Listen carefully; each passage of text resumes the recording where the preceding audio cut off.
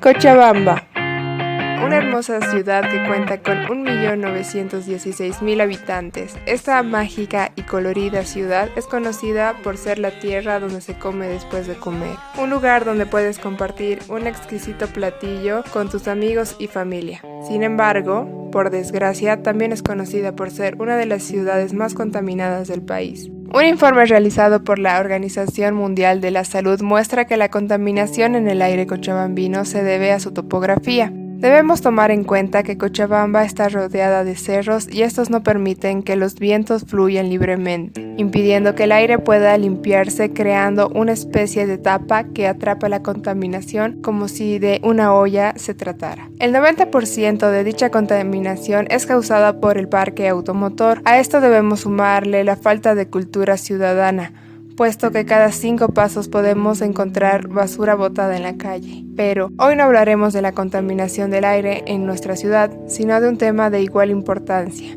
Muchos nos preguntamos, ¿qué pasa con el río Rocha? Un río con casi 81 kilómetros de largo que atraviesa casi toda la ciudad, pasando por 8 municipios, iniciando en Sacaba y terminando en Sipe-Sipe, siendo la cuenca más importante de Cochabamba y lamentablemente la estamos destruyendo. Según una investigación en gestión integral del Centro de Investigación de Ciencias Exactas e Ingenierías de la Universidad Católica Boliviana, el río Rocha no solo está contaminado por materia inorgánica, sino que también está en contacto con 37 tipos de pesticidas y 15 tipos de metales pesados. Estas aguas están en contacto diario con la población y es un hecho que son utilizadas mayormente para el riego de los sembradíos de los cuales se cosecha el alimento que consumimos a diario. Pero, ¿cómo sabemos que el río Rocha está contaminado? Bueno, ya las características físicas nos dicen de que está contaminado porque un agua normal es un agua transparente que no tiene color, no tiene olor, ¿verdad?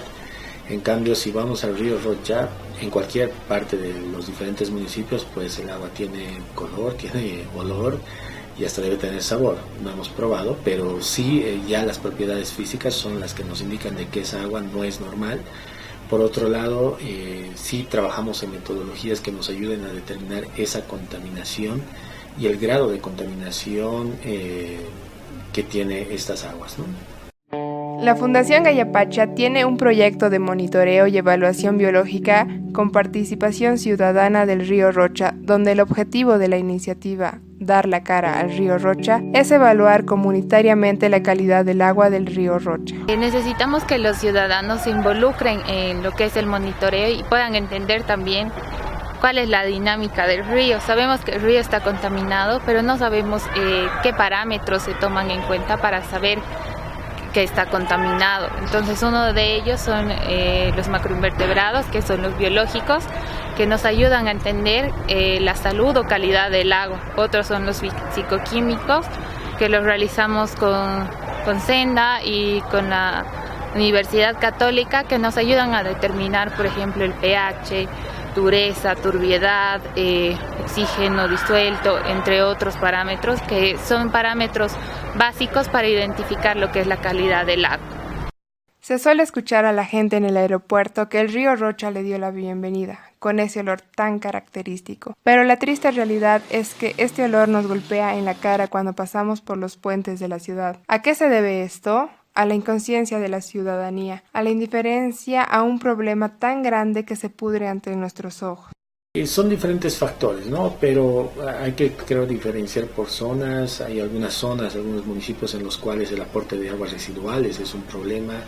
Por otro lado, el tema de la descarga de algunos desechos líquidos de empresas, de algunos rubros, como por ejemplo los mataderos, ¿no? También hay el tema de los agricultores que utilizan algunos insumos químicos que después estos por escorrentía, es decir, por escurrimiento, llegan hasta el río. Entonces hay diferentes formas de contaminarlo, ¿no? Por otro lado está la parte de residuos sólidos, ¿no? En algún caso se ve volquetas que van a botar los escombros al río Rocha.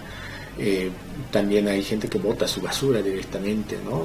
Mientras camina, la tira ahí. Entonces todo esto da un aporte en contaminación que no solo es a nivel de del agua como tal, sino como un ecosistema acuático, ¿no? Que puede afectar a diferentes de sus componentes.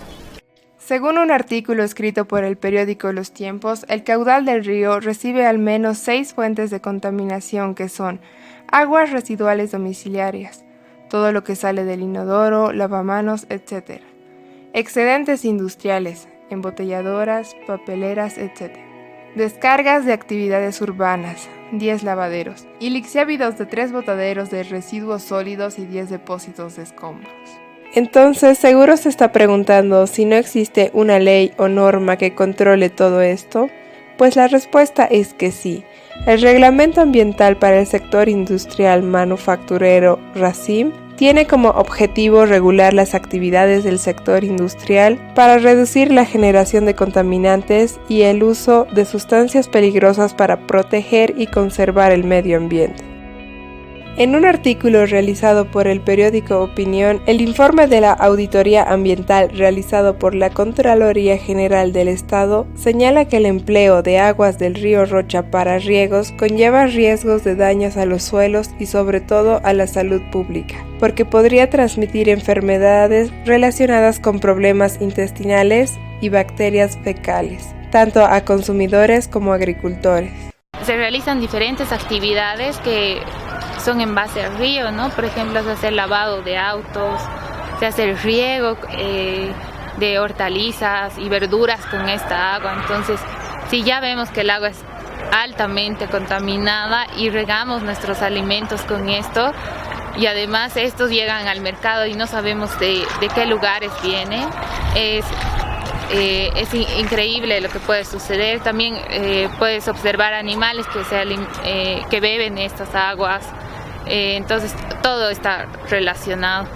Entonces, ¿qué podemos hacer por el río Rocha? Y para ya no sentir esta vergüenza por las consecuencias de nuestras propias acciones.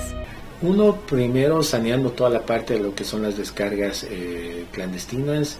Dos, teniendo plantas de tratamiento eficientes en cuanto a la descontaminación de estas aguas.